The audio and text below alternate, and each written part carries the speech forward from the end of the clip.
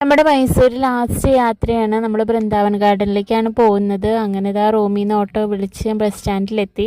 ബസ്സിൽ നമുക്ക് 1 അവറിൻ്റെ അടുത്ത് ഒരു യാത്ര ഉണ്ടായിരുന്നു.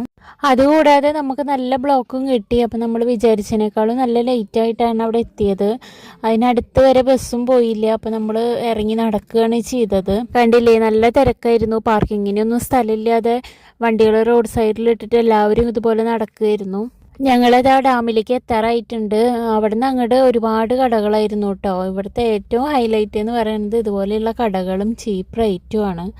അങ്ങനെ ഇതാ ഞങ്ങളിവിടെ എത്തി ടിക്കറ്റ് എടുക്കാൻ കയറി. അപ്പോൾ ഗൂഗിൾ പേ ആണെങ്കിൽ സെൽഫ് സർവീസ് ടിക്കറ്റ് എടുക്കണമെന്ന് പറഞ്ഞു. അപ്പോൾ അങ്ങനെ ഇവിടെ വന്ന് അതെടുത്ത് നമ്മൾ ഉള്ളിലേക്ക് കയറി. അപ്പോൾ കയറുന്നതിൻ്റെ മുന്നോടിയായിട്ടുള്ള കളിയാണ് ഈ കാണുന്നത്.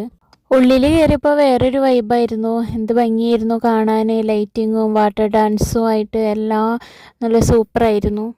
ഉള്ളിൽ അവിടെ മാങ്ങയും കുക്കമ്പറൊക്കെ ഉപ്പിലിട്ട് കൊടുക്കുന്നുണ്ടായിരുന്നു. അങ്ങനെ ഞങ്ങളൊരു മാങ്ങ വാങ്ങിച്ചു. അവിടെ ഇരുന്ന് കഴിച്ചിട്ടാണ് പിന്നെ കാഴ്ചകളൊക്കെ കാണാൻ പോയത്.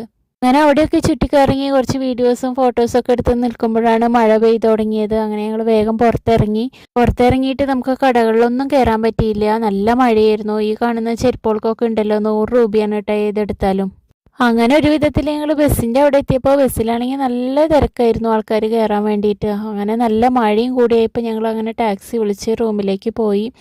വണ്ടിയിൽ കയറിയ പാടെ ഒരാൾ നല്ല ഉറക്കമായി. അപ്പോൾ എല്ലാവർക്കും ടാറ്റാ.